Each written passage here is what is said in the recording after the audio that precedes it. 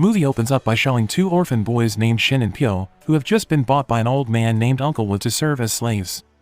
Despite having a tough life, they try to survive and care for each other. They even have the same passion and dream to become one of the great generals after they witness the greatness of a general named General Aoki. In their spare time, after gathering wood and chopping logs, Shin and Pyo would practice together in the middle of the forest using wooden swords they had made themselves. Over the years, they have always trained together to improve their fighting skills and train their agility. After practicing every day, they grow into talented swordsmen and great fighters. That day, when they were training together, a general named Cheng saw Pyo's sword fighting skill and praised it. The next day, General Cheng came to Uncle Wood's house and informed him that the royal party was conducting recruitment to gather royal soldiers from various regions. And the purpose of him coming to see Uncle Wood is to ask permission so that he is allowed to bring Pyo to the kingdom to be trained as one of the special soldiers of the kingdom. Although Shin does not get the same opportunity as Pyo, he is happy with the offer and supports Pyo in achieving his dream. That night before they parted ways, Pyo and Shin practiced sword fighting one last time and promised each other to continue pursuing their dreams. Shin is determined to train harder so that he can catch up with Pyo to become a royal soldier and be one step closer to their dream of becoming a great general. In the following days, Shin began to train more diligently in the hill bag and improve his sword technique.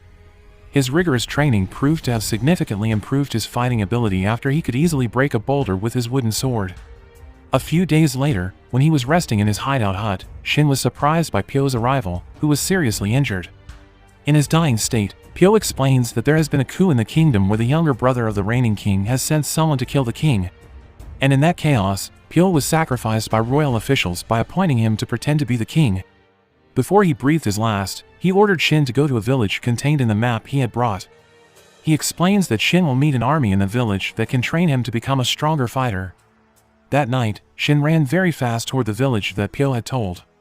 But on the way, he was surrounded by a group of thugs, so he had to fight against them.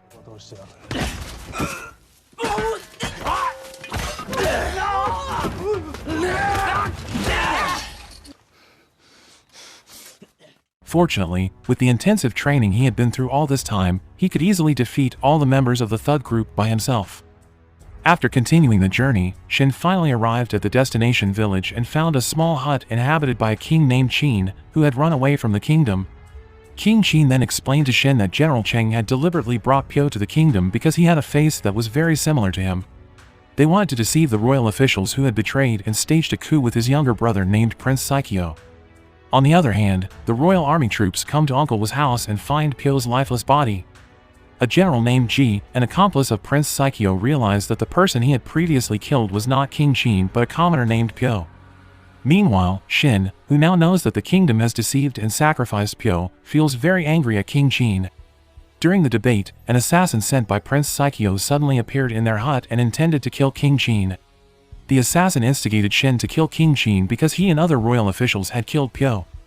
But instead of listening to the assassin's words, Shin attacked and killed him because he suspected that the assassin was the one who killed Pyo.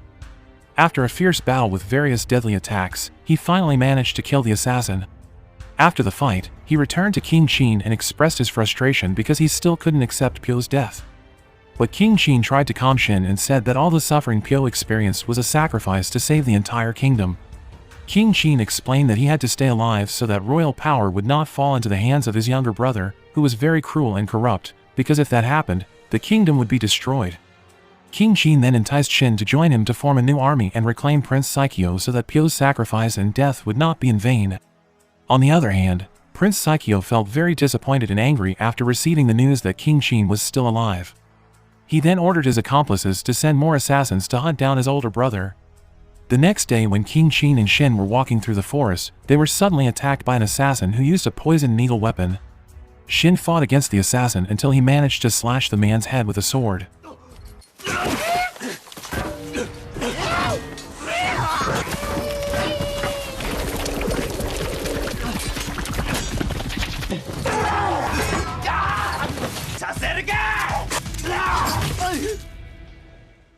After successfully killing the man, he suddenly fell and began to lose consciousness due to the poison needle hitting his body.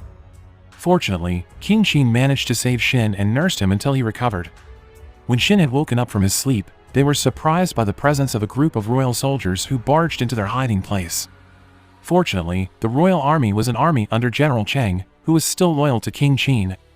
After declaring his devotion to King Qin, General Cheng helped him to devise a strategy to reclaim the royal throne from Prince Saiqiu. On the other hand, although Prince Saiqiu still has not succeeded in killing King Qin, he decides to declare himself the new king in front of the entire army of the kingdom. Meanwhile, King Qin felt pessimistic because he only had an army far less than the royal armies. Hearing this, one of the generals advised him to meet the mountain tribes and ask them for help in forming a larger army alliance. Knowing this, King Qin agreed and immediately ordered the entire army to depart for the mountain tribal area. After going through a long journey with various challenging paths, King Qin and his army arrived at the border region of the mountain tribes.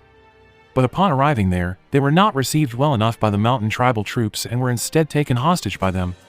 After being in front of the leader of the mountain tribe, King Qin conveyed his intention that he asked the mountain tribe to help him reclaim the royal throne that had fallen to his younger brother. Hearing this, the mountain tribe leaders refused his request because they had been betrayed by the royal highs, killing many mountain tribe troops.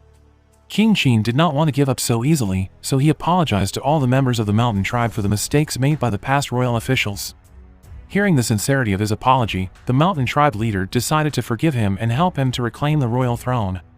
The mountain tribesman will ally with his army to invade and attack the royal palace. After that, King Qin and the others began strategizing to attack the royal forces from various directions. He would send Shin and General Cheng as the leader of the first army while he would disguise himself as a member of the mountain tribe and become the leader of the second army along with the mountain tribe and mountain tribe leader. The next day after the army of the mountain tribe and the army of King Qin arrived in the kingdom, the leader of the mountain tribe met the commander of the kingdom and said that her troops would join the army of Prince Saiqiu's kingdom.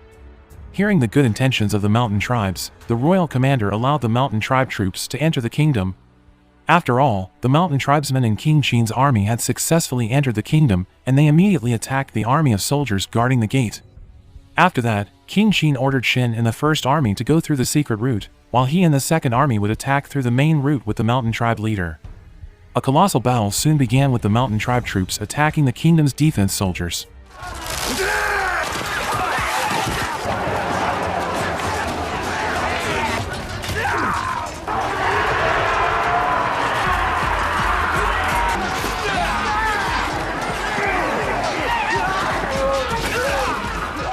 With the help of the mountain tribe's fighting abilities and physical strength, King Qin managed to defeat most of the royal soldiers.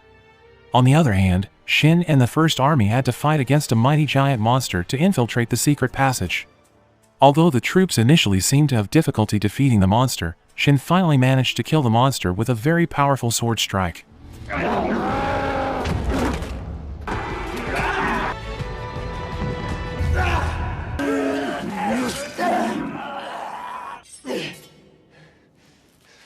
After that, Shin and the first squad managed to get inside the royal palace to kill Prince Saiqiu. However, Prince Saiqiu arrogantly sat relaxed on the throne while calling out to one of the strongest generals in the kingdom, General Ji. Shin was challenged to a one-on-one duel with General Ji, and he accepted the challenge without hesitation. The battle between them was very fierce because both of them had very great sword fighting skills. However, Shin had a much stronger spirit and determination than General Ji, so in the end, Shin was the one who won the duel.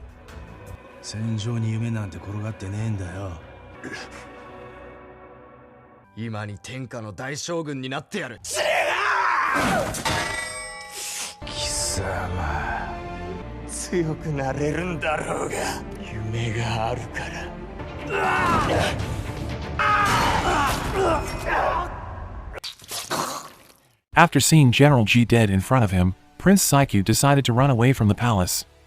But in front of the palace gates, he was already surrounded by King Qin and the mountain tribe army. King Qin didn't need much effort to fight against Prince Saiqiu because he could easily defeat him with one hit. Shortly after, General Aoki, the strongest general of the neighboring kingdom, came to King Qin and asked why he fought the battle. King Qin replied that he had to reclaim the royal throne so that royal power would not be abused by royal traitors. He intends to unite all the kingdoms in Japan to create justice and peace for all kingdoms. Hearing his explanation, General Aoki agreed to his wishes and promised to help him make peace. However, one of the royal generals still loyal to Prince Saiqiu could not accept King Qin's victory and immediately ordered his troops to attack General Aoki and King Qin. But with full confidence, General Aoki could easily defeat all the soldiers with a single attack.